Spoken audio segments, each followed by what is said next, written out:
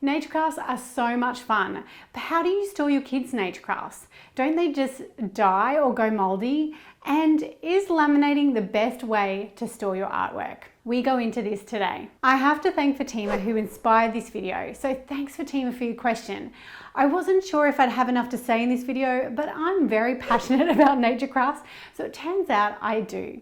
You want to store your kids' nature crafts, and I get it, they look absolutely stunning. But my first question to you is, do you really want to store your nature crafts at all? One of my favorite things about nature crafts is that they're eco-friendly, or more eco-friendly than regular crafts that you might use when you use foam or felt or sequins.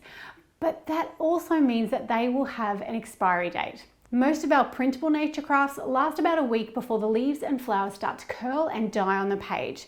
Now, that time limit can vary depending on environmental factors, but 1 week is usually how long I'm happy to give a nature craft. Watching the artworks die might make you and your kids feel sad at first, but actually it's a really good learning opportunity and you get to watch it change every single day. Once the materials on the page are starting to fall off or just look really bad, we end up taking ours outside and putting it in the compost bin. The compost bin in front of your kids? You might be wondering how my children feel about that. I'm sure you're picturing a massive tantrum because so many children are really invested in their artwork, and rightly so. It's their artwork and they care about it. They want to keep it forever. But actually, my kids don't mind anymore, and this process, believe it or not, is filled with lots of lessons.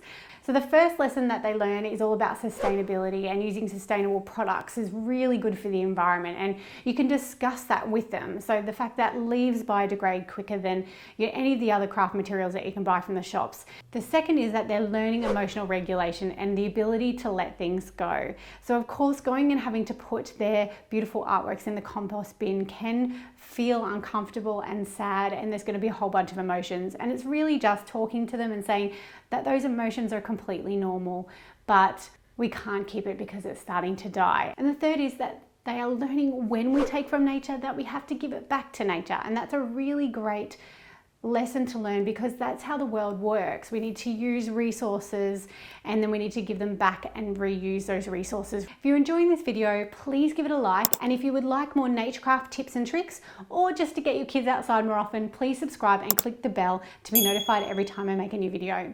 If your child has never had to throw their artwork away and you've resorted to throwing it in the bin when they're not looking, it may be a challenge at first to do this activity. But nature is an amazing teacher, and talking about what is going to happen to the nature craft is a fantastic place to start with the conversation by asking them what they have seen leaves and flowers do when they're picked off the stem. What do they think will happen to the artwork over time? If they understand that the materials will die and curl, you might like to suggest that they take a photo of it so that they can remember what it looked like on the first day they made it. To extend on this activity, they can take a photo of it every single day and look back and see and discuss how it has changed every day. It's actually a really lovely activity to do together. When you get to the day that you need to retire the nature craft because it's, bits and pieces are falling off the page, then an open discussion about the rhythm of taking it and giving back to nature can really help. Now that we've gotten through that, there are nature crafts that you can make and will last for so much longer than you think. But as mentioned before, it can really depend on several things: the materials, the glue that are used, and the environment. Let's start with materials. Some leaf crafts, stick crafts and rock crafts can last a really super long time. I made this nature star garland, I'm not kidding you, over 3 years ago. I used a star hole punch to cut out the leaves and stuck them on with glue and string, and it's lived at my house for about 2 years, and then I took it to my workplace to just jazz up that space where I work, and then I brought it back home. But I didn't use anything on this craft either. They're simply leaves, string and glue. These leaf zombies and ghosts lasted a couple of years too. Of course, flowers, grass and soft green leaves don't tend to last very long if they're not pressed and dried first. So picking your natural materials is really important. The glue that you use can impact the life of your nature crafts. If you're interested in what glue is best for nature crafts, my girls and I did an experiment here. So watch this video and I'd encourage you to do a test with your own children. The environment. As mentioned before, the environment can make a difference to the longevity of your nature crafts. They last longer in cooler weather. In summer, our leaves can start curling within 24 hours.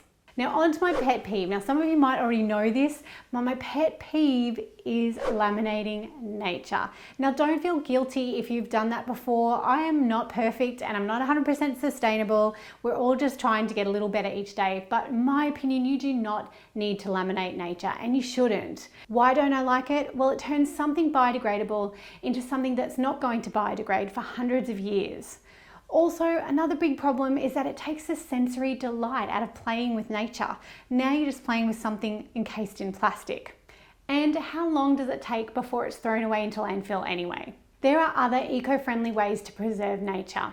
So some of these is using nothing at all. So in my nature crafts, I really don't use anything. I don't cover it with plastic, I don't cover it with glue, I don't cover it with beeswax.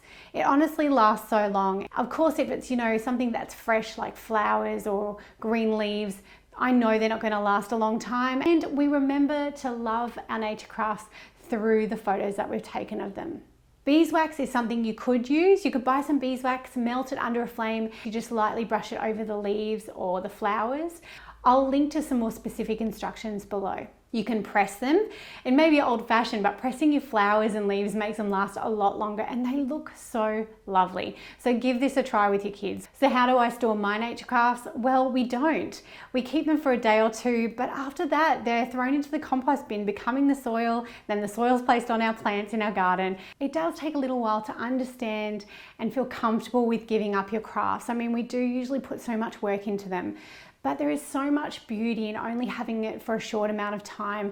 But remember, you can take photos of it and see it change. And then at the end, you give back your nature crafts to the earth and to nature.